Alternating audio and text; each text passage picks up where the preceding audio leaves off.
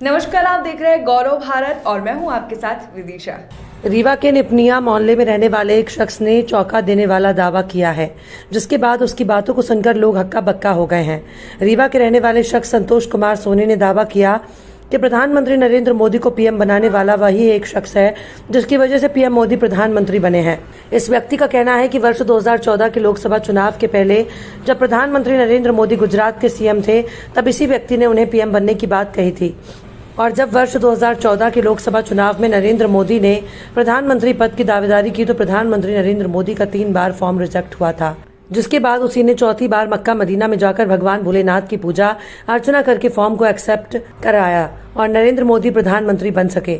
मगर प्रधानमंत्री बनने के बाद इस शख्स की प्रधानमंत्री नरेंद्र मोदी से मिलने की जिज्ञासा अब तक मात्र इच्छा बनकर ही रह गई है, जिसे वो प्रधानमंत्री के आगामी रीवा दौरे में पूरा करना चाहता है। दरअसल आगामी 24 अप्रैल को होने वाले विशाल पंचायती राज सम्मेलन कार्यक्रम में शामिल होने देश के प्रधानमंत्री नरेंद्र मोदी रीवा आ रहे हैं, जहां वहां सभा को संबोधित करेंगे। इस बीच रीवा के निपनिया मोहल्ले के रहने वाले शख्स संतोष कुमार सोनी ने उनसे मिलने की इच्छा जाहिर की है, जिसके लिए इस व्यक्ति ने तमाम प्रशासनिक अधिकारियों से पत्र के माध्यम से गुजारिश भी की है। संतोष कुमार सोनी का कहना है कि ज्योतिषाचार्य के माध्यम से वो अपने घर का पालन पोषण करते हैं और इसी ज्योतिष विद्या के माध्यम से उन्होंने कई बड़े बड़े राजनेताओं को चमका दिया है।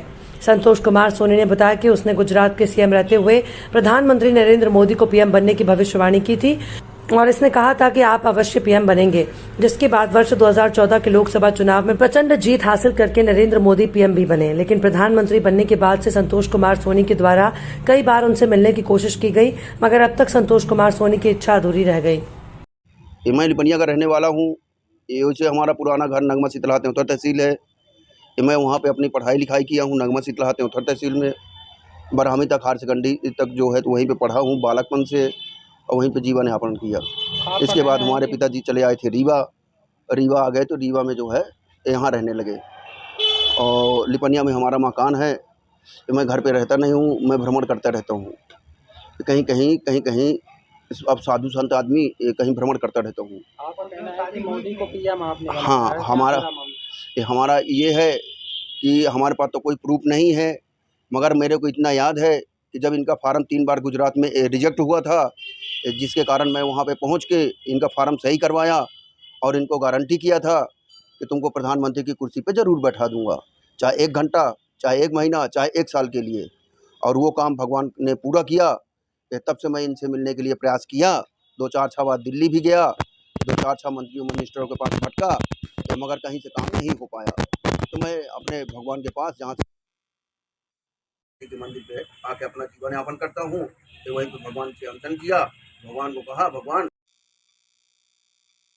हो सकता है कि भगवान की ऐसी कृपा हुई कि जो रीवा राज में वो कदम रखने के लिए आ रहे हैं, तो आज मैं उनसे मिलने के लिए चाहता हूँ।